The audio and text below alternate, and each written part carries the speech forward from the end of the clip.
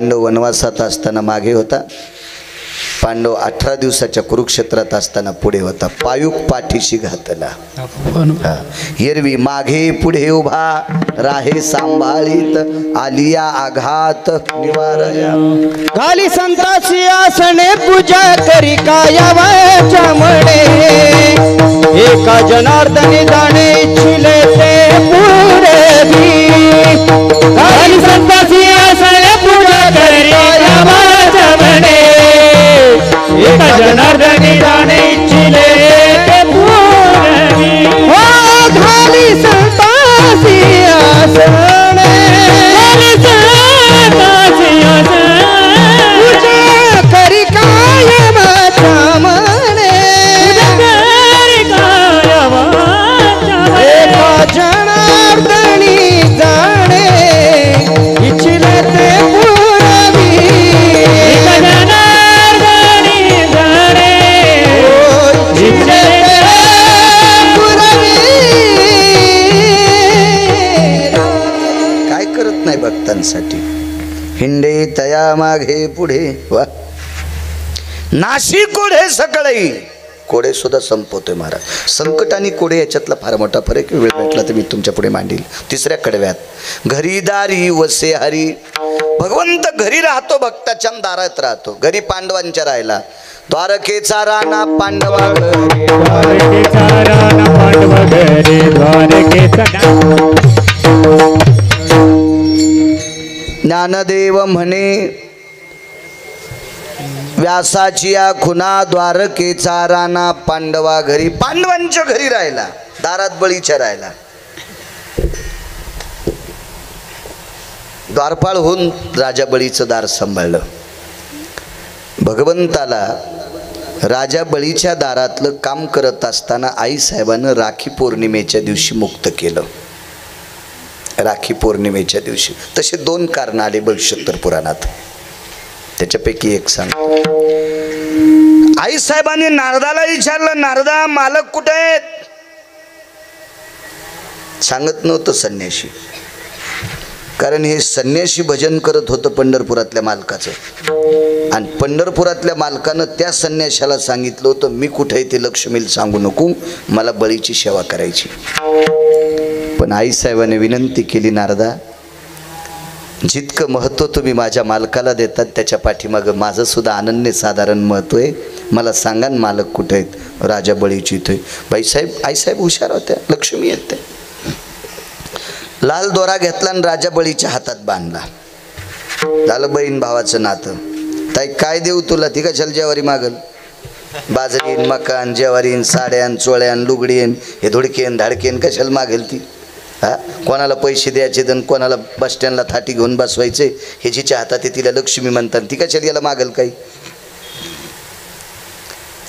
ताई काहीतरी दे, घे. दादा तुझ्या दारातलं ते पोरग देऊन टाक. बळी म्हणला ते वॉचमन आहे, ते आमचा द्वारपाळ आहे. दिन पण मला आवडे ना, कारण याच्यासाठी द्वारपाळ होता, तिच्या कपाळाचा मालक होता, लक्ष्मीचा मालक हे. म्हणजे दारात बळीच्या राहिला आणि घरात पांडवांच्या राहिला. महाराज अजून 9 पुरावे त्याच्यातला एक सांगतो. एका संताच्या घरी बी राहिला आणि दारातही राहिला. दत्त चोपदारी करीत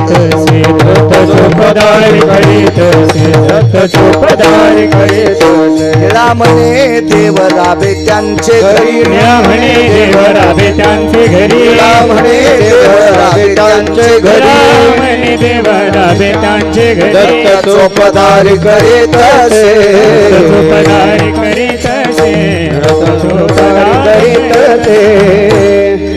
निळा म्हणे देव राबे त्यांचे घरी, दत्त चोपदारे करीतसे.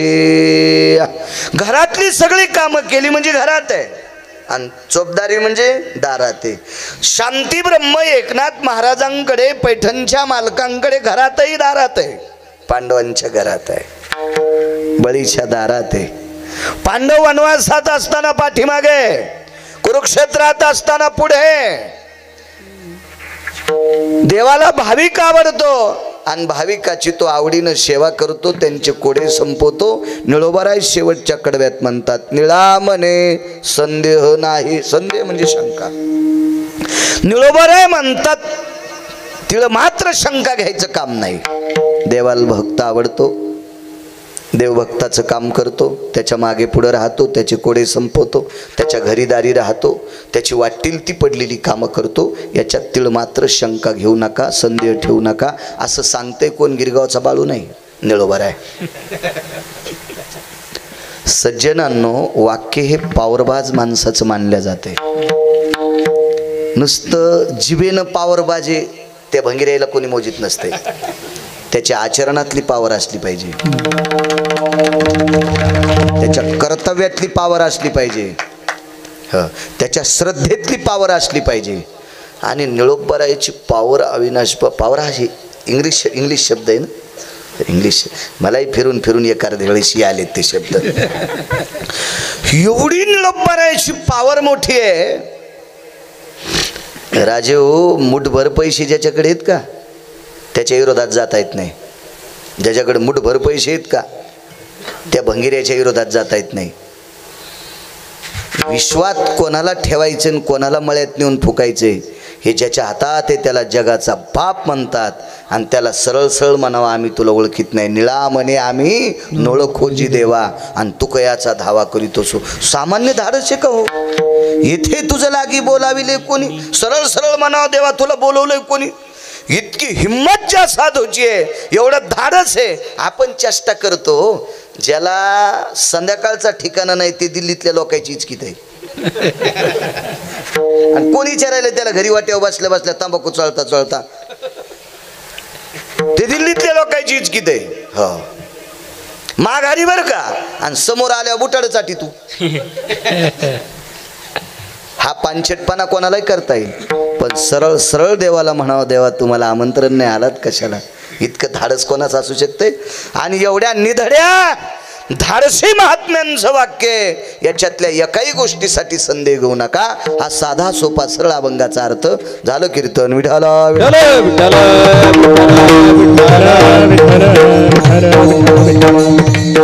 तुम्ही जेवढा आशीर्वाद देताल तेवढा अभंगावर बोलण्याचा प्रयत्न करेल. साधा सोपा सरळ मतिता अर्थ अभंगाचा सांगितला. एखादोन पुरावे देऊन अभंगाच्या पहिल्या कडव्याचा मतितार्थ तुमच्या पुढे मांडील. तुम्ही श्रद्धेनं मला आशीर्वाद द्या. चालत असलेला अखंड हरिनाम सप्ताह मौजे भोसलेवाडी या परम पावन छोटेखानी असणाऱ्या या वाडीमध्ये गावातील ग्रामस्थांच्या वतीनं त्यांच्या असीम प्रयत्नातून श्रद्धायुक्त अंतकरणाने, भावभरीत अंतकरणाने गावात जेवढ्या आडनावाची मंडळी तेवढ्यांना कोटी कोटी धन्यवाद. मला एक नवं गाव तुमच्यामुळे बघण्यासाठी आले. 3874 गावं आजच्यानं माझी महाराष्ट्रातली पूर्ण झाली. भोसलेवाडी ग्रामस्थांना पुनश्च धन्यवाद. तारखेच्या संदर्भात नायगावला सिद्धेश्वराच्या मंदिरात कीर्तन झालं, त्यावेळेला आदरणीय हरिभक्तीपरायण अविनाशजी महाराज पाटील त्या कीर्तनात हजर होते. तिथं इथली ग्रामस्थ मंडळी तुम्ही आलतात. त्याच वेळेला तारखेच्या संदर्भात बोलणं झालं.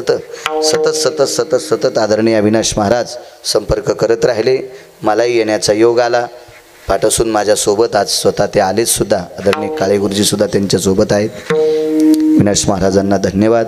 एवढ्या आता कार्यक्रमाचा नरसिंह जयंतीपर्यंत अत्यंत रेलचेल असतो. तेवढ्या याच्यामध्ये स्वतःचा एक दिवस वगळून माझ्यासोबत अविनाशजी महाराज आले. त्यांना पुनश्च कोटी कोटी धन्यवाद.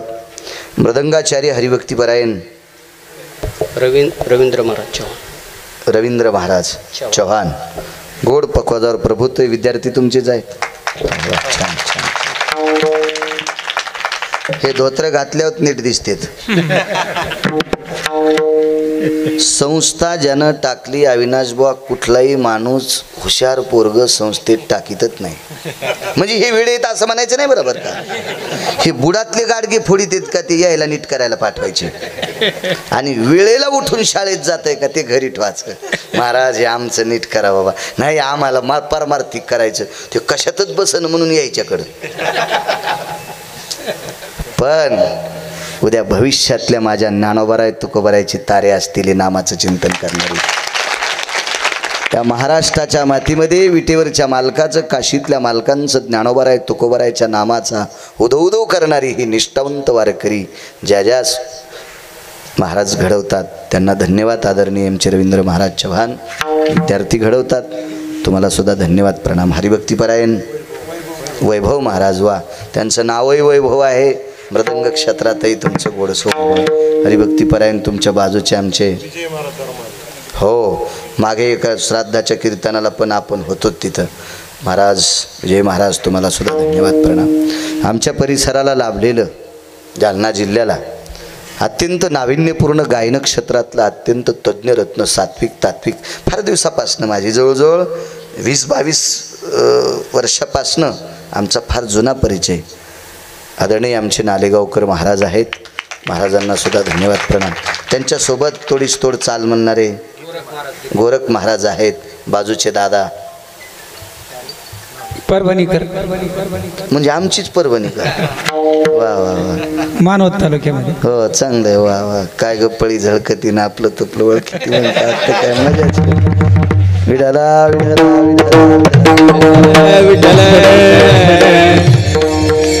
साऊंड सिस्टीमवाल्यांना कोटी कोटी धन्यवाद, गोड आवाज देता धन्यवाद. जर सवाळवा नाही, चांगला, छान छान छान. चांगल्या माणसानं तुम्हाला सांगू का, घोडं पाहुण्याचं असू की आपल्या पाहुण्याचं नसू, पण घोड्याला घोडं म्हणावं. बरेच नालायक पाहुण्याच्या गध्याला घोडं म्हणतात. नाही, चिकड काका सुद्धा आलेले आहेत, त्यांनाही धन्यवाद. निलेश बोरकर आलाय, त्यालाही धन्यवाद. आपला अमूल्य वेळ खर्च करून तुम्ही इथे आलात, तुम्हाला कोटी कोटी प्रणाम. थोडीशीच बाजूला एक दुःखद घटना झाली,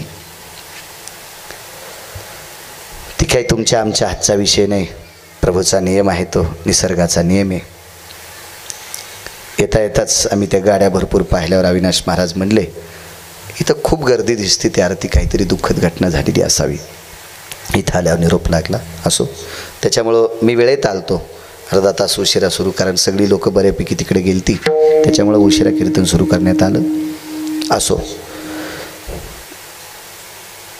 भाविकाची आवडी देवा, देवाला भाविक आवडतो, पण आपण भाविक कोणाला म्हणायचं? माळ मोठी घालतो म्हणून, गंध मोठा लावतो म्हणून नाही. टिळा टोपी माळा देवाचे गबाळ, हे वरचे भूषण झाले. वरचे भूषण, वरचे भूषण. मी नेहमी सांगत असतो, बाई कुंकू किती मोठं लावती त्याच्यापेक्षा नवऱ्याला किती जीव लावती. पांडुरंगाला मंजुळा किती वाहत असेल, भगवान शिवजीला बेल किती वाहत असेल, त्याच्यापेक्षा पप्याच्या बापाला किती जीव लावती, हा महत्वाचा भाग आहे. याच्याहून तिचं पातिव्रत्य ठरवल्या जाते, याच्याहून तिची निष्ठा ठरवल्या जाते, बाकी नाही. तुळशीला 2 तास शिडे घालीत असेल आणि त्याला टायमाला डबा देत नसेल तर ती तुळशीला आवडतच नाही. हिच्या पाणी घातल्यानं तुळसच जळायची. हे वरची सोंग आहेत, वरची वरची नाही, आतून आतून आतून. मग आता काही लोकांना माळी, आमच्या इथे इतके माळी घालीत होता आहे का नाही फकरू महाराज, गावातली माणसं आहेत आमच्या, आज प्रशांत आहे, फकीरराव महाराज आहेत, आमचा तो अण्णा मिस्त्री सुद्धा आलाय, पुण्याला असतोय मोहिते, तो अण्णा सुद्धा आलाय, त्यालाही धन्यवाद. 5-25 माळी घालीत होतो, पण कोणाचीच उधारी देत नव्हतं. काय करायची त्याच्या माळी, काय अर्थ नाही त्याला. तुम्ही गंध किती मोठा लावता. अहो, गंधावून जर साधूची भाविकाच्या यादीत जर गंधावून आला असता तर 5-7 वर्षापूर्वी मी टीव्हीवर एक बातमी पाहिली होती, 28 लाखाला बोकड विकला. बोकड्या शेळीचं पोरग आहे ना, बोकड्या शेळीचं पोरग 28 लाखाला इकला. तर मला ती टीव्हीवरली बातमी पाहिल्यावर मी म्हणलं असं काय एवढ्यावानी सांगत असतील हो, 28 लाखाचा बोकड आहे का, हाती एवढा आहे का काय, कशामुळे याला किंमत. आमच्या बाजूला एक गुरुजी राहत होते, ते म्हणले तुम्हाला कळत नाही. मी म्हणलं हो मला कळत नाही, त्याच्यामुळेच बरं आहे. या बोकड्याच्या कपाळावर चंद्र आहे, टिका, काळा खाप बोकड्या होता आणि त्याला चंद्र होता. त्याच्या माईन नव्हता गंध लावला, ते झाला तेव्हा त्याला गंध होता. कोणाला? बोकड्याला. मग बोकड्याची 28 लाख रुपये किंमत ईदीच्या दिवशी. काय असेल ती बकरी ईद म्हणा, काय ईद असेल मुस्लिम बांधवांची, तर त्या बांधवांनी 28 लाखाला अविनाश बोकड्या घेतला. पण बोकड्या महाराज आहे का? आपल्याला गंध, आपल्याला झाल्या झाल्या पोटातून गंध आहे का? इच्छा नाही. असली एखादी हौशी आई तर लाईती ती काजळाचा म्हणा कशाचा म्हणा, असलीच जर सात्विक, तर नाही तर तिच्यात जर तिकडचे गुण असले तर मग ती काय गंध लाईत नाही काहीत नाही. तिलाच तर टिकली बारीक असती, हो दुर्बिणीनं पाहा लागती, तर ती काय पोराला गंध लावणार आहे. एखादी सात्विक सदाचारी पुण्यशील, काही काही मावल्या असं कशी प्रवासात लेकरं बघायला भेटते, इतकं त्यांच्या कपाळाला मस्त अशा बारीक गंध लावणार. काय काय सात्विक त्या मावल्या, म्हणजे संस्कृती जोपासतात. तरी पण सांगतोय आपल्याला कोणीतरी गंध लावतंय, आपण स्वतः लावतो. बोकडाला उपजाता काही काही गंध आहे. काही काही म्हशीला पण पोरं झाले. तुमच्याकडे रेड्या टोनग काय म्हणत असतील, ते सुद्धा चंद्रे असतात. माझ्या लहानपणी चंद्र आल्या आषाढ महिन्यात महाग विकत होता. रेड्या चंद्र असला ना तो आषाढ महिन्यात जास्त विकायचा महाग. आता त्या प्रथा बंद झाल्या, सार्थक वगैरे अशी प्रथा होते आमच्याकडं, ते बंद झाल्या. मग गंधानं जर साधूची महिमा कळाली असती, त्याच्या यादी जर वाढली असती, तर बोकडाचा नंबर लागला असता, रेड्याचा नंबर लागला असता. असं काय नाही. पांढऱ्या कपड्यानं जर भाविकाच्या यादीत आला असता तर बगळ्याचा नंबर 1 नंबरला लागला असता. कारण मला असं वाटत नाही कोणाचीच बायको इतकी हुशार नाही की बगळ्याच्या पखा इतकी धोतरत होती. आणि जरी धुतले तरी मळत येत. बगळा कधी साबण लावली का आलेगावकर, कधी त्यानं आंघोळ केली का, तरी पांढरा फक. मग पांढऱ्या रंगानं कपडे जर धवलतोय साधुत्व आले, मग बक काय ते भले, बकाला का वाईट म्हणायचं, मासे खात ते. कुठल्याही वेशानं साधूची व्याधी कळत नाही. त्याच्या आचरणाहून, त्याच्या लक्षणाहून साधू जातीहून सुद्धा ओळखायचं नाही. यातीनं पुछ साधू की पुछ लीजिए ज्ञान, बोल करो तलवार का पडी रहेंदो म्यान. साधू जातीहून पण तपासायचं नाही. साधू भारीच्या गाडीत आलाय म्हणून तपासायचं नाही. लोकनाट्यवाल्याला मागायच्या गाड्या येतात, गाडीवर काय नसते, गाडीवर काय नाही. हे आमचा एक मित्र परत दिवशी विमानानं गेलता. मला 3 बाऱ्या म्हणला मी विमानानं गेलो. मी म्हणलं सुंबळ्या आहेस का काय रे, कुत्रे विमानानं फिरायलेत आणि तू विमानात गेला काय इतका उडू सांगायला. म्हणलं हेडपट आहेस का काय. आमचा मित्र मलेशियाला गेला, त्याने 1,18,000चं पिल्लू आणलं कुत्र्याचं. त्यानं का पायी थोडंच आणलं मलेशियातून, विमानात आणलं, तिकटं काढून आणलं. आपल्यापेक्षा किती कुत्र नशिबवान. आपल्याला तरी डोकं दिलंय, मनुष्य देहीचे निज्ञाने सच्चितानंद पदवी घेणे, एवढा अधिकार नारायणे कृपावलोकने दिधला. मग आपण एवढे बुद्धिवादी आहेत. अरे विमानात बसलोत काय, आपण विमानात तयार करायला पाहिजे, याच्यात मोठेपण आहे. मग यानंही साधूची यादी कळत नाही. साधू हा त्याच्या भावाहून कळत असतो, त्याच्या श्रद्धेहून कळत असतो.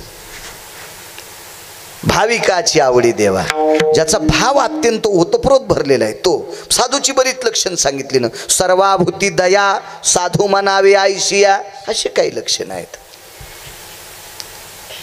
हा शांती ब्रह्म एकनाथ महाराज निळोबाराय आदी करून वेगवेगळे वर्णन केले. आजच्या अभंगाद्वारे निळोबाराय म्हणतात, जगाच्या मालकाला भाविक आवडतो, पण भाविक म्हणायचं कोणाला, तेची संत ज्यांचा हेत विठ्ठली. अविरत देवाच्या व्यतिरिक्त काही आवडत नाही.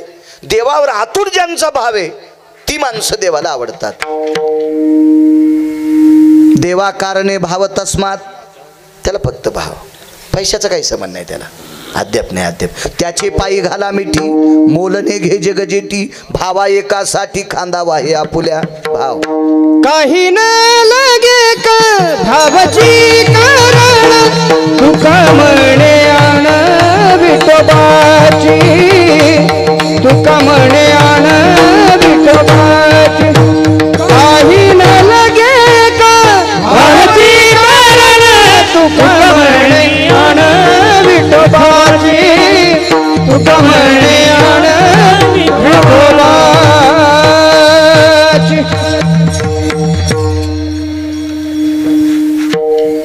काही नलगे एक भावाची कारण बोरे खाय हो फक्त भावा करता भाव श्रद्धा किती भाव असेल महाराज कल्पना करा तुम्ही शबरीनं दातानं टोकरलेली बोरं जगाच्या मालकाने खावी आणि या विश्वाच्या मालकाने भावानी त्या बोराचा तिरस्कार करावा त्याच वेळेला जगाच्या मालकाने त्याला शाप द्यावा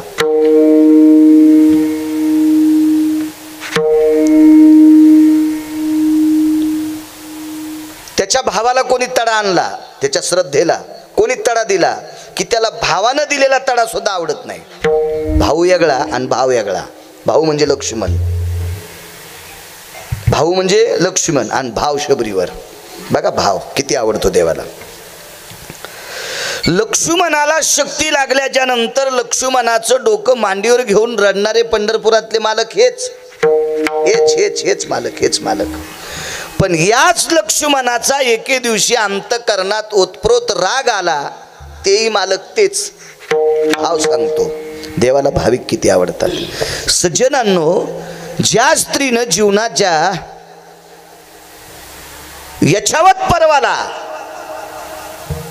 कामाला विस्तू लावला म्हणजे वासनेला विस्तू लावला भोगाला विस्तू लावला अविरत जीवन वनवासात जगाच्या मालकाचं चिंतन केलं अशा शबरीच्या अंतकरणात देवाविषयी इतका भाव तो भाव मोजण्यासाठी विधात्याकडे तराजू नाही भाविक कोणता आवडतो याच्यावर सांगते कितीतरी 2500 लोकांची यादी आहे भावाच्या बाबतीत रोज 4 उदाहरणं ऐका किती दिवस कीर्तन चलन रोज 4 उदाहरणं ऐकायची रोज 2500 प्रकरण आहेत माझ्या येडपट माणसाच्या वाचण्यात विद्वानांच्या तर किती वाचण्यात असतील कल्पना करा ना किती वाचित असतील विद्वान लोक इतका गोड भाव शबरीचा शबरीनं आपल्या आश्रमात आल्याच्या नंतर जगाच्या मालकाला बसण्यासाठी स्फटिकाची शिळा ठेवली होती स्फटिकाची पाय धुण्यासाठी एका माठात पाणी ठेवलं होतं आणि देवाला काय द्यावं वनवासात ते माहीत होतं त्याला मिष्टान्न चालत नव्हती म्हणून फलाहार दिला त्या वनामध्ये बोरी असाव्या त्या बोरी तिनं तोडायच्या त्या शबरी मातेनं आणि त्या दातानं ते बोर असं टोकरायचं हातवरी करा बरं मित्रानं टोकरलेलं बोर आपण खाऊ का याच्या पलीकडे सांगू का तुम्हाला उष्ट खाणं शास्त्रात निषेध आहे उचिष्टो यद भक्षंती जायत सुनिच्चैवस्तते वचः नैवम गांजा कसम लिखितम हे गांजा फोकेनं लिहिलेलं नाही फार काही झालं तर 3री 4थी पर्यंत लेकराचं आईला उष्ट खायचा अधिकार आहे 3री 4थी पर्यंत येती दंत पंगतीस्तते वचः यत्पूर्णतो भयजायम वात्सल्यास्ततसुतेषु भक्षन्ति नष्टः नष्ट म्हणजे उष्ट म्हणजे काही ठराविक परिपक्व दात यायच्या अगोदर आईनं मुलाचं उष्ट खावा त्याच्यानंतर आईला सुद्धा खाण्याचा अधिकार नाही उष्ट उष्ट उष्ट फक्त कुत्रे खात असतात चोरून लांडगे खात असतात किती काम केलं तरी मागता येत नाही ती बैलं असतात हे असे काही काही ठराविक कामं सांगितले ना ती हो नियम सांगितले उष्ट खात नसतात मग कल्पना करा याच्यापैकी दुसरं एक सांगू तुम्हाला किती कट्टर मित्र असतील एक माळ करीन एकाच्या गळ्यात माळ नाही कशी त्याच्या ताटातली पोळी घ्यायची आपण अभद्रेषु नष्टो आहारेषु निशाचरो कृती हे काय गांजा फुकेनलेले का आहारेषु निशाचरे कृती मांसाहार कोणाचा आहार आहे निशाचरांचा आहे मग तो आहार खाणाऱ्याच्या पात्रामध्ये गावरान तूप लावलेली जरी चपाती असेल तरी त्याची ही अर्धी घे बरं तशी तुझी कशी खावा उचले आम्ही तू राक्षसाच्या यादीतला आहेस ना, तुझी कशी खायची? नियमाची प्रणाली लावली ना, नियमाची. मग मला सांगा, आईला सुद्धा मुलगा मोठा झाल्याच्या नंतर त्याचं उष्ट खाता येत नाही, असा पुरावा आहे बरं का पुराणातला. मी सांगतोय म्हणून ऐकू नका. गिरगावकराचं मुळीच ऐकायचं नाही. पुराण सांगतंय ते ऐकायचं, आणि पुराण वारकरी संप्रदायाने कंठात धरलं. पहावे पुराणी विचारुनी. माझे देहूतले मालक पुराणाला मानतेत ना, मग 4-2% भंगिरे मानित नसतील, आपण त्याच्यावर काय ताण घ्यायचा? हे मायबापाला मानित नाहीत, ते पुराणाला मानतील, आपण तरी कशाला ताण घ्यायचा? मानील तो देईल काही, आणि न मानील तो नेईल काही, आपण नाही त्याचा ताण घेतला पाहिजे. पण पुराण सांगते उचिष्टो नैवस्ति भक्षता. उच्चिष्ट ती फळे खाल बिलटीची, उच्चिष्ट ती फळे खाल बिलटीची, आवडीत याची मोठी देवा, आवडीत याची मोठी देवा. उच्चिष्ट ती फळे खाल बिलटीची, उच्चिष्ट ती फळे खाल बिलटीची, आवडीत याची मोठी देवा, आवडीत याची मोठी देवा.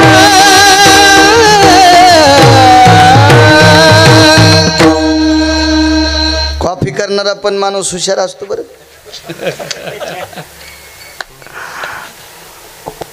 गोड पुरावा महाराज, वा, गोड गोड गोड गोड पुरावा. मला सांगा, उष्ट खाऊ नये पुराण सांगते.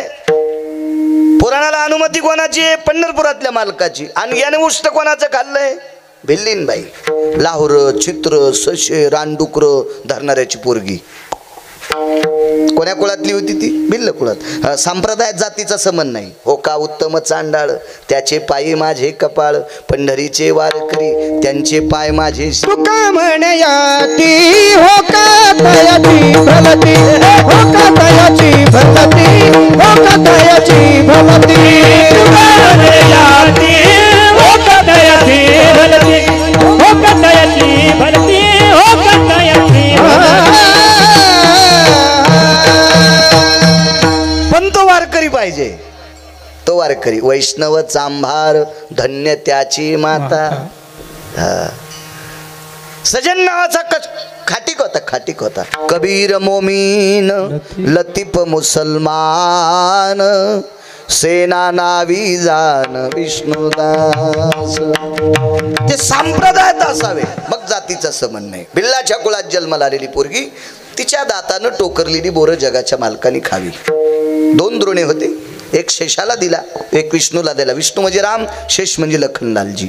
भगवंतानी ती बोरं जशी हातात आली तशी खायला सुरुवात केली, आणि लक्ष्मणजीनं द्रोण फेकून दिला. लक्ष्मणजीनं द्रोण फेकून दिला. महाराज, किती राग आला असो पंढरपुरातल्या मालकाला, सांगू तुम्हाला किती राग आला असो. आणि लक्ष्मण कोणता भाऊ होता? आपल्या भावासारखा का?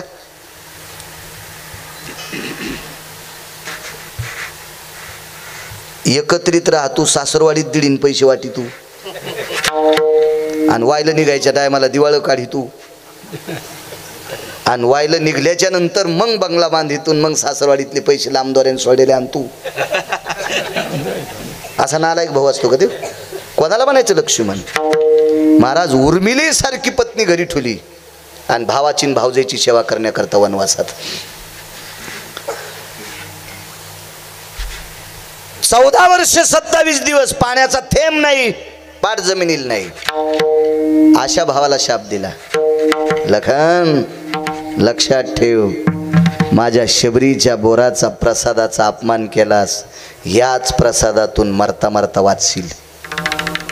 ह्याच प्रसादामुळे मरता मरता वाचशील. जे हातातला द्रोण फेकला, ज्या पर्वतावर पडला त्याच पर्वताला द्रोणागिरी नाव पडलं. याच्या अगोदर या पर्वताला 3 नावं आहेत, पण मी कुठं थोडं घेतलंय. कारण काय होतंय, जास्त गोळ्या एका वेळेला घेतल्या की रिॲक्शन येत असते, म्हणून एकच गोळी खा, ती पुन्हा पुढच्या कीर्तनात एखादं नाव सांगू.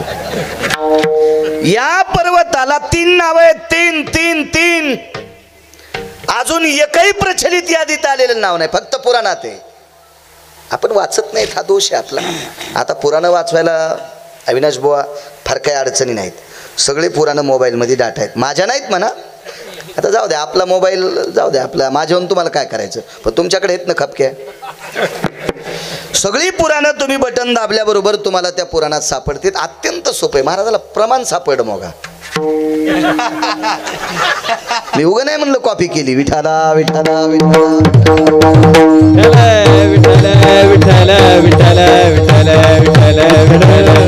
गरज काळाची. आणि खरंच आपल्या लोकांना ज्ञानेश्वरी गाथा पुराण आपल्या खिशात आहे, खिशात आहे.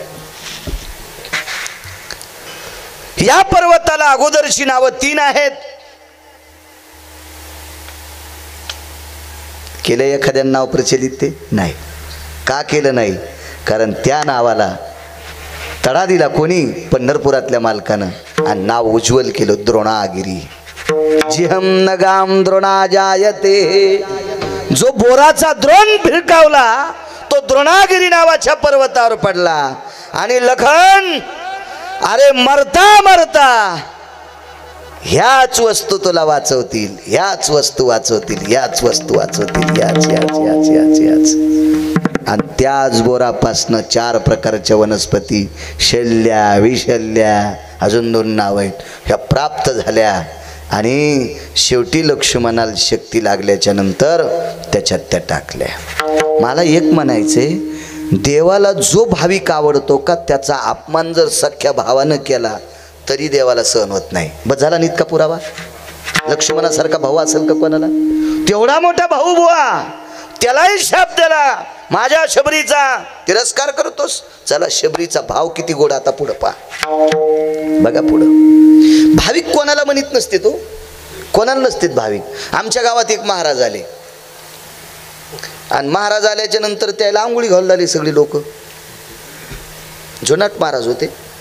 दह्यानं आंघोळ घाला. तर माणसाला दह्यानं घालतात का नाही काय माहीत. दुधानं दह्यानं ते डोक्यातलं निघायचं नाही ते दही. पण त्या आंघोळी घातल्या सगळ्या बायका, त्यातली त्यात यायची वर्णी जास्त असते अशा कार्यक्रमाला. सगळ्या चौकला हाना असल्यामुळं एका बाईला जातात नाही आलं.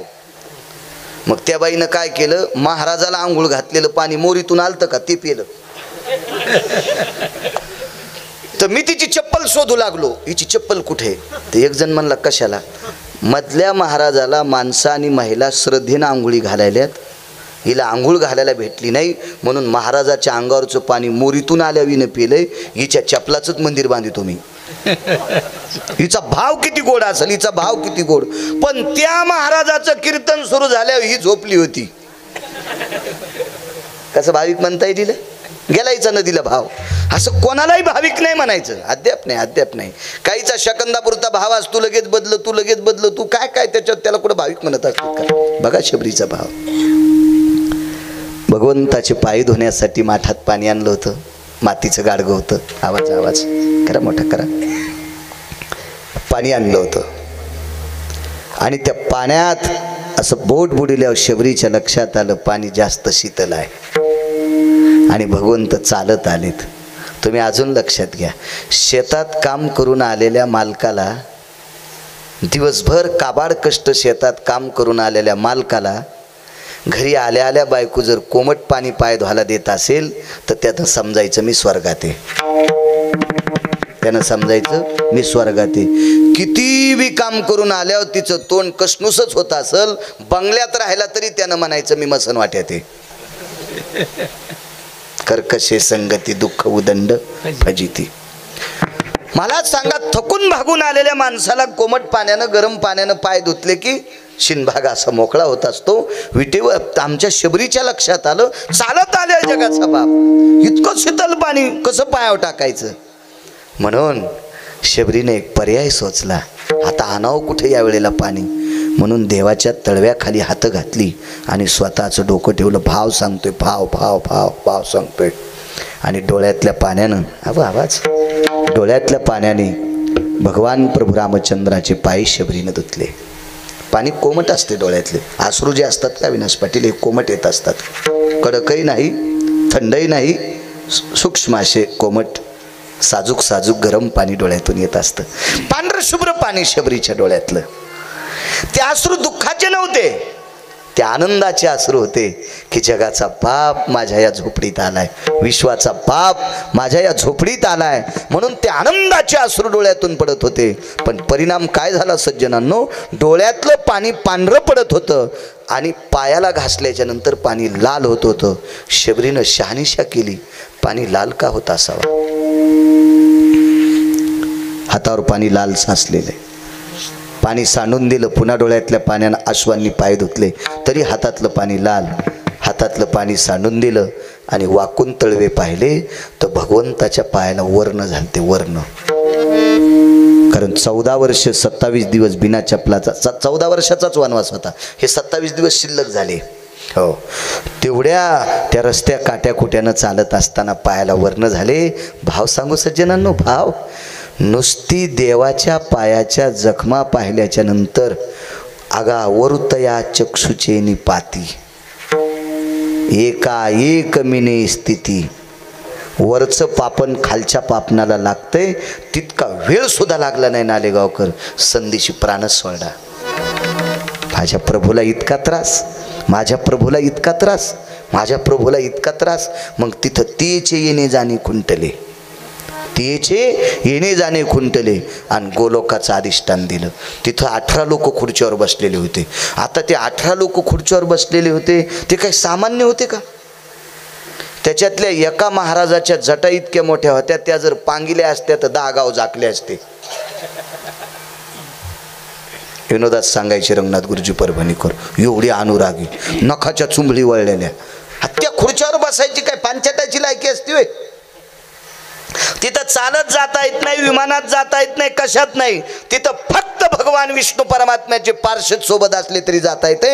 आणि ते पार्षद पंढरपुरातल्या मालकाचा आदेश घेतल्याशिवाय कोणाला नेत नाहीत. 18 खुर्च्यावर, एकच खुर्ची रिकामी आणि त्या खुर्चीवरती बाई बसलेली. सगळे वळवळ करू लागले, ही इथं आलीच कस काय? त्याच्यातल्या एका साधूनं सांगितलं, अरे इथं येणं म्हणजे पायी येता येत नाही, इथं येण्यासाठी फार सायास करावं लागतात. आपण तिला विचारा ना, तुम्ही आलात कसं काय? तिला विचारलं, शबरीला कसे आलात, काय आलात? तिनं सांगितलं, काय नाही, माझ्याकडं पुण्य नाही, काय नाही, तपश्चर्या नाही, काय नाही, मी लाहोर चित्र सशे रानडुकरं धरणाऱ्या शिकार करणाऱ्याची पोरगी आहे. हे सगळे लोक विचार करतात असं का? या 18 लोकांनी विटेवरच्या मालकाला विचारलं, भगवान विष्णू परमात्म्याला विचारलं, देवा हजारो जन्माची तपश्चर्या आमची फळाला आली, त्यावेळेला आम्हाला गोलोकातल्या खुर्च्या सापडल्या आणि ही एक खुर्ची शिल्लक आहे, आमच्यातला एखादा खाली जर असेल तर त्याला इथं बसवायला पाहिजे होतं, कोण बाई बसवली लाहोर चित्र सशे धरणाराची? असं उत्तर विचारल्याबरोबर विटेवरच्या मालकाच्या डोळ्यातून पाणी येत होतं महाराज, पाणी येत होतं. तर 18 संतांनी विचारलं, असं हिच्याकडं काय आहे? हिच्याकडे एकच आहे, तुम्ही काही कारणाने तुमची तपश्चर्या फळाला आली, याच्याकरता तुम्हाला ह्या खुर्च्या दिल्या, पण हिच्याकडे एक साधन आहे, हिचा भाव इतका गोड आहे, इतका भाव गोड आहे. मी वनवासाला जात असताना कौशल्या माता फक्त रडल्या, मी वनात जात असताना कौशल्या मातेनं फक्त शोक केला, मी बंदी शाळेतून माझे वसुदेव नावाचे पिता नंदाकडे पाठवत असताना देवकीनं फक्त शोक केलाय, मी पाण्यात बुडाल्याच्या नंतर यमुनेच्या तीरावर यशोदेनं फक्त शोक केलाय, प्राण नाही दिला, प्राण नाही दिला. पण माझ्या पायाच्या जखमा पाहिल्याच्या नंतर जिला माझी तितकी सुद्धा व्याधी सहन होत नाही आणि तिनं प्राण सोडावा इतका गोड तिचा माझ्यावरचा भाव आहे, म्हणून मी तिला गोलोकातला अधिष्ठान दिले. त्यावेळेला सगळे दाढ्या खाजीत होते, सदतीतले महाराज सगळे दाढ्या खाजीत होते, दाढ्या. दृष्टांत संपला. इतका गोड भाव ज्या शबरीचा आहे ती माणसं देवाला आवडतात. पहिलं कळ भाविकाची आवडी देवा, भाविकाची आवडी देवा, भाविकाची आवडी देवा, भाविकाची आवडी देवा.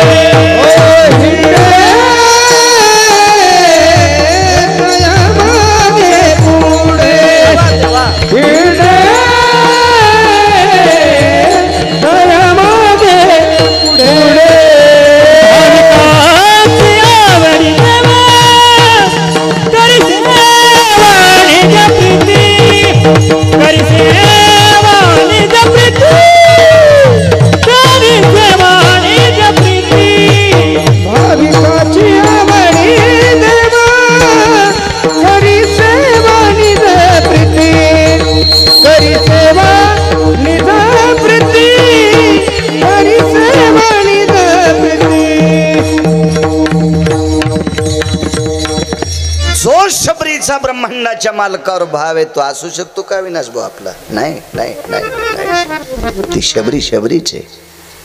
म्हणून जगाच्या मालकाला त्या पात्रतेची लोक आवडत असतात. तुकोबाराय वारीला गेले. वेगळाच सांगतो, मला फक्त संपवायचं कधी खालून बोट केलं की मी जय विठ्ठल करतो. हो, कारण तुमची माणसं जेवायची. तर एरवीचे कीर्तन वेगळे असतात, 9 ते 11 आपल्याकडे असते, त्याच्यामुळं थोडं मागे पुढे गेलं तरी काय ताण नाही. उगं प्रसादात अडचण नकोय.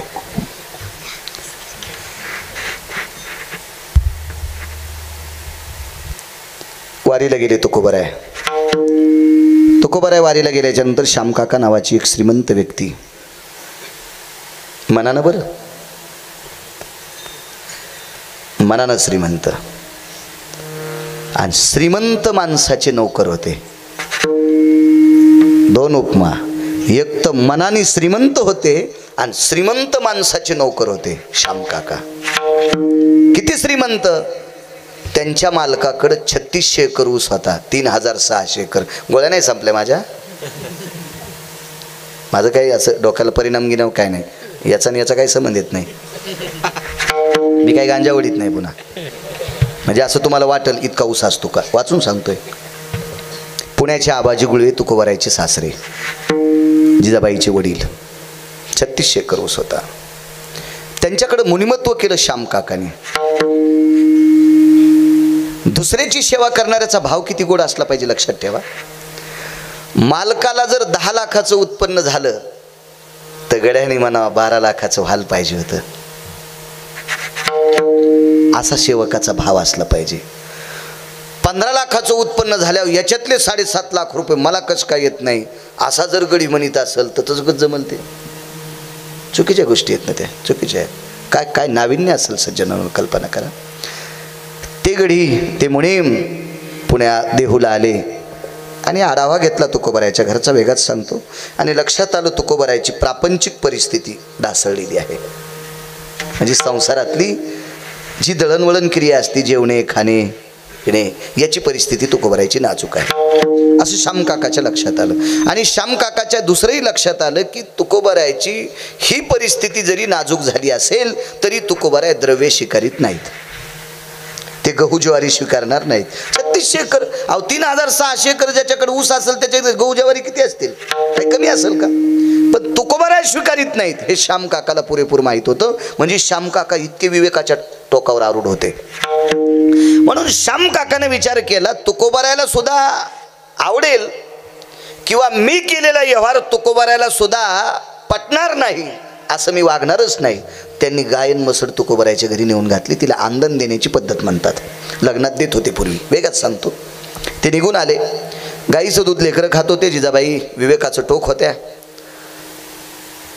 त्या म्हशीचं दूध वाटीत होत्या. तर आपल्याकडं दूध ज्या वेळेला बिना पैशाचं येत असतं का त्यावेळेला ते दूध फुकट खायचं नसतं. त्याच्या पात्रामध्ये गहू ज्वारी वगैरे परत द्यायची असते. त्याला परतावा म्हणतात सोप्या भाषेतलं, अडचणीत सांगत नाही. हा परतावा आल्याच्या नंतर गाईचं दूध असेल, म्हशीचं दूध असेल, तिला घुगऱ्या वगैरे करून कण्यागिऱ्या करून त्या गाईला चारत असतात. पण तुकोबारायच्या घरच्या म्हशीने 4थ्या दिवसापासून त्या ज्वारीच्या कण्या खाणं घुगऱ्या खाणं बंद केलं. म्हणजे म्हशीच्या सुद्धा अंतकरणात तुकोबारायच्या परिस्थितीचा भाव लक्षात आला. याच्या पलीकडचं एक टोक सांगतो. वैकुंठवासी नामनिष्ठ मुक्त कैवल्य सद्गुरू रंगनाथ गुरुजी परभणीकरांचं एक वाक्य आहे. तुकोबारायच्या दारात तुळशी वृंदावन, त्या वृंदावनाच्या बाजूला वट्टा होता. त्या वट्ट्यावर लेकरं झोपलेली आहेत. हिवाळ्याची कडकडती हिवाळा आहे, कडाक्याची थंडी आहे. आणि त्या थंडीच्या काळात लेकरं झोपलेली पांघरण एकच आहे विनाश बुवा. या लेकराने अंग झाकण्यासाठी ओढलं की तिकडचं उघडं पडत होतं. त्यानं अंग झाकण्यासाठी ओढलं की इकडचं उघडं पडत होतं. आणि तेवढ्या अवकाशात तुकोबारायच्या दारात चोर आले. तुकोबारायचा परमार्थ किती टोकाचा असेल ते गिरगावचा बाळू किती सांगणार आहे? काय पात्रता आहे? जिजाबाईचा परमार्थ किती टोकाचा असेल बाळू काय सांगणार आहे? त्या घराण्यातली लोक आध्यात्मिक क्षेत्रात किती मोठं शिखर गाठले लोक होते, मी काय सांगणार आहे छोट्याच्या जिभेनं. पण तुकोबारायचं कुटुंब ज्या मातीत वावरत होतं त्या मातीचा अधिकार किती होता तो ऐका. चोराला चांगलं म्हणतं का कोणी? चोराला विवेक असतो का? आणि विवेक असल्यावर चोरी करील का तो? चोराला मया असती का, दया असती का? नाही नाही, काही नसते. मग प्रत्यक्ष चोर तुकोबारायच्या दारात आल्याच्या नंतर चोराच्या अंतःकरणातला भाव बदलला आणि त्या लेकरांची परिस्थिती पाहून त्याने अंगावरची शाल पोरायच्या अंगावर टाकावा, ही त्या मातीतली ताकद होती, तुकोबारायच्या अंगणातल्या मातीतली ताकद होती. अहो, ज्या दारातल्या मातीमध्ये एवढा भक्तीचा गंध होता की चोराचा भाव बदलायची ताकद त्या मातोड्यात होती. त्या मातोड्यात वावरणारी संत किती अधिकारी असतील नालेगावकर, काय संत असतील, काय नाविन्य असेल ते जवान बुवा, काय नाविन्य असेल. तुकोबाराय वारीहून परत आले, वेगात सांगतो. मंदिरात गेले, देवाला बुक्का लाह्याचा प्रसाद वगैरे जेवढी भक्त होती त्यांना दिला. घरी आले, तुळशी महादेवाला प्रदक्षिणा केली, तिथं लाह्या बुक्क्याचा प्रसाद ठेवला, लेकरांना दिला. बाईसाहेबांनी पाय धुवायला पाणी दिलं. जिजाबाई होत्या त्या, जिजाबाई होत्या. मला ती एक वाटेल, पाठ्यपुस्तक निर्मितीनं तुकोबारायच्या संसाराची दखल घ्यावी. शेवटच्या टप्प्यातला कशा करता दखल घ्यावी, आणि पाठ्यपुस्तक निर्मितीनं 5वी ते 7वी पर्यंत, 3री ते 7वी पर्यंत किंवा 4थी ते 7वी पर्यंत तुकोबारायच्या जीवनातल्या संसाराच्या पूर्ण घडामोडी एखाद्या पाठात, पाठ्यपुस्तक निर्मितीत मराठीच्या पाठात द्यावा. तो पाठ वाचिल्याच्या नंतर या देशातली कुठलीच मुलगी संसाराला कंटाळून फाशी घेणार नाही, कुठलीच आत्महत्या करणार नाही. का? एवढ्या परिस्थितीत, हलाखीच्या परिस्थितीत जिजाबाईनं जीवन काढलं. जिच्या वडिलांकडे 1425 नौकर होते, 1425 नौकर जिच्या वडिलांकडं, त्या बाईनं एका लुगड्यावर संसार करावा तरी आत्महत्या केली नाही. आपल्या बैलाला कासरे साड्याचे, जुन्या साड्याचे, आपल्या गायाला कासरे दोऱ्यात, गायाला. तरी आपण माहेरात गेलो म्हणतो मेल्याच्या संसारात काहीच मजा नाही. किती राग येत असेल पंढरपुरातल्या मालकाला, सांगा ना किती चुकीच्या गोष्टी. हे असावं चरित्र जिजाबाईचं. गरज आहे, काळाची गरज आहे. पाय धुवायला पाणी दिलं, बसायला आसन टाकलं, लालजरद गाईचं तापलेलं दूध पात्रात टाकलं, पांढरी शुभ्र ज्वारीची भाकरी. तुकोबारायने विचार लावले, ज्वारी कुठून? गाईचा, म्हशीचा परतावा आला. अगं म्हशीला घुगऱ्या चारत असते, ती खात नाही. बरं ठीक आहे, दूध कुठून आलं? आबांनी श्यामकाकाच्या हातानं गाय आणि मसड आपल्याकडे पाठवली. ठीक आहे, नाकारता येत नाही. गाय म्हैस सांदण घेण्याची पद्धत आहे, पूर्वीपासून पुराणात पद्धत आहे ती. आता बांधित नाहीत. पूर्वी लग्नामध्ये मंडपामध्ये गाय व्यालेली बांधित होते, वासराचं गट, आणि मग मंगलाष्टकाला सुरुवात करीत होते. आता एखादा सासरा गाय द्यायला तयार होईल, पण जावाई म्हणली कशाला भानगड नेऊ बापा, आणि हिला कोण सांभाळा. सदा गायीच्या बाबतीत दखल घेतली पाचपोर बाबांनी. महाराष्ट्राच्या मातीमध्ये ज्या संतांनी गायीच्या बाबतीत आणि जीर्ण झालेल्या मंदिराच्या बाबतीत जर दखल कोणी घेतली असेल या महाराष्ट्रात, तर गुरुवर्य सद्गुरू पाचपोर महाराज. त्यांनी फार मोठी दखल, 300, 350, पावणे 400 आत्तापर्यंत मंदिरांचे जीर्णोद्धार केले. आणि गायीच्या बाबतीत ते जिकडं जातील तिकडं, मला अशी एकही गोशाळा माझ्या पाहण्यात दिसती नाही. मी इतकी गाव पाहिले की त्या गोशाळेनं मला सांगितलंच नाही की त्यांचा आम्हाला निधी आला नाही. दखल घेतली त्यांनी, दखल घेतली फार चांगली. हा फुकट आलेली गाय जावाय ना म्हणावं, ही कुठं सांभाळावं, ही कुठं झंझट न्यावं, किती शोकांतिक आहे. गायीच्या बाबतीत फक्त आता माईकवर बोलल्या जाते, धर्माच्या बाबतीत माईकवर. माईक हातात आल्यावर माणसं इतक्या धर्माच्या गप्पा घालतात की धर्म याचा चुलताच होता. हो, धर्म जसा याचा चुलताच आहे. देशावर बोलतील, धर्मावर बोलतील, कशावर बोलतील. लायकी आहे का आपली ती बोलण्याची? आपण त्या पात्रतेचे आहेत का? नाही. आणि बोलणं कोणालाही बरं वाटतं राजेऊ, अनुकरणात आचरणात आणलं पाहिजे. हो, बोले तैसा चाले त्याची वंदावी पाऊले. याच्या पलीकडे सांगू का? सांगे परी वागे त्याशी थोर मानावे, सांगे परी वागे त्याशी थोर मानावे. म्हणजे जसं सांगतोय तसं वागतोय त्याशी थोर मानावे, आणि सांगे परी न वागे त्याला चोर मानावे. बोलतोय तसं वागत नाही का तो छोटा आहे, आणि जसा बोलतोय तसा वागतोय का तो थोर आहे. विठाला विठाला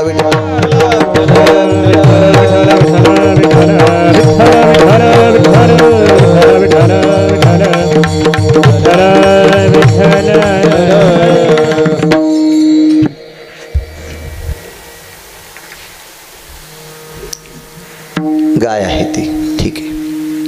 अवले किती लालजरद आडीतलं तापलेलं दूध आहे ग. आडी हा शब्द फक्त जुन्या लोकांना कळन, ज्यांच्या पॅन्टीवाल्यांना कळत नसते. कारण आपण श्रीमंत कैदी आहोत. आपण कोणते कैदी आहेत माहिती का? श्रीमंत कैदी. आपल्याला ओरिजिनल जुनं खालाच भेटत नाही. जुनं खाणारी फक्त ही म्हातारी माणसं असतील ठराविक, नशिबान. फक्त यांना तळल्या वळलेली पदार्थ भेटले नसतील बुवा, भेटले नसतील, पण सात्विक आहार खाल्ला त्यांनी. म्हणून 90, 95, 100 गाठल्या. आपल्याला ओरिजिनल नाही म्हणून आपलं बरेच शून्य कमी केले, बरेच कमी केले. आपण 60, 65, 70 मध्ये रामनाम सत हे मेल खजिते. कशा करता? आपण जिवंत कैदी आहेत, जिवंत जिवंत, श्रीमंत श्रीमंत. आता कालच्या कोविडपासून बऱ्यापैकी लोक तासात आलेत, माठातलं पाणी प्यायले. तुम्हाला एक माहिती आहे का? गुळाचा चहा प्यानाऱ्या लोक भिकार चोट म्हणत होते. आठवतं ना तुमच्या लहानपणी? गुळाचा चहा प्यानाऱ्या लोक काय म्हणत? हे ते भिकार चोटे, त्याची काय हिंमत आहे साखरेचा चहा प्याचा. आणि आता सगळ्यात श्रीमंत लोक म्हणतात गुळाचा चहा कुठं भेटतो रे. आले का नाही जुन्या? आता त्याला माहिती कोरोनानं असा पिना पाळलाय. नाही तर श्रीमंताच्या घरी साखरेच्या पोळ्या होत्या फुकरू महाराज, आणि गरीबाच्या घरी कशाच्या होत्या? गुळाच्या. आमच्याकडे एक पाहुणे आले, गुळाची असेल तर खातो, आणि त्याला 90 एकर जमीन. म्हणलं गुळाची पोळी नाही हो, मी साखर नाही हो, साखरेचं नकोय ते, नको नको नको नको, अद्याप नकोय. म्हणजे किती जुन्यावर आली माणसं बघा ना. फ्रीजमधलं पाणी नकोय आता जुन्यावर. आता माठ पाहिजे. आता कुकर पण खापराचे, तवे पण खापराचे. रस्त्याने बघा ना शहराच्या कडीनं असे इकायला येते. आले माणसं जुन्यावर. यायला माहिती आपण जुन्यावर नाही आलो, आपण लवकर तिरडीवर जाणार.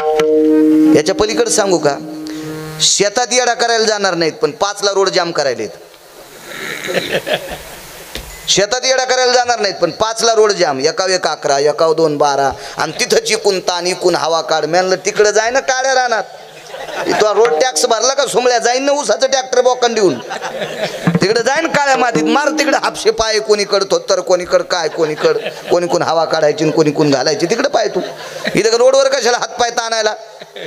वाघुरीत अडकलेल्या सशावानी. हे हे हे हे इथून पुढे सुरू झालं. करावं लागणार आहे, गरज आहे काळाची. मी तर म्हणतो शेतीच्या बाबतीत आवड असावी. हो द्या थोडा अभंगाचा विषयांतर, पण शेतीवर आवड ठेवा. इथून पुढे ज्याच्या नावानं 7/12 असेल तो भारतातला राजा असेल. ज्याच्या नावानं 7/12 असेल का तो भारतातला राजा असेल, राजा असेल. लक्षात ठेवा. कोणी इथं शाळेत कॉलेजमध्ये मुलगा शिकत असेल तर त्याच्यासाठी सांगतोय. पुण्याला शिकत असतील, नगरला शिकत असतील, औरंगाबादला शिकत असतील, अजून कोण्या एखाद्या शहरात शिकत असतील, पण 8-15 दिवसाला, महिन्या 2 महिन्याला जर